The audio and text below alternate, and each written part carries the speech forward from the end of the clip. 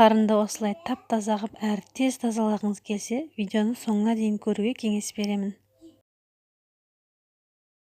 Сәлем достар, бүгін біз сіздермен малдың қарнын тазалайтын боламыз. Бұл мендегі қойдың қарны.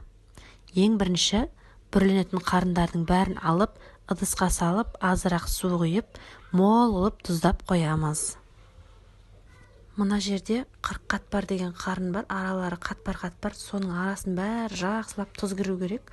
Жақсылап мол қылып тұздауымыз керек. Осы тұздалған қарынды 3 сағатқа салқын жерге қойып қоямыз. Қарын тұзды суда неғұрлым көбірек тұрса, соғұрлым жақсы тазаланады.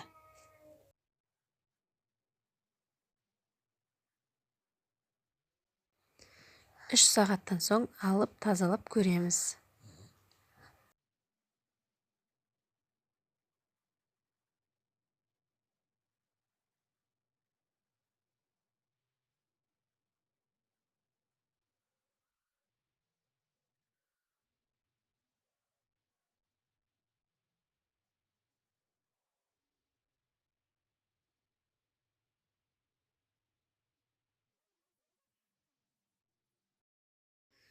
Мен қарынды кешке жақын тұздап қоямын да, таңертең ерте тұрып тазалап аламын. Осылай тап-таза болып тазаланады.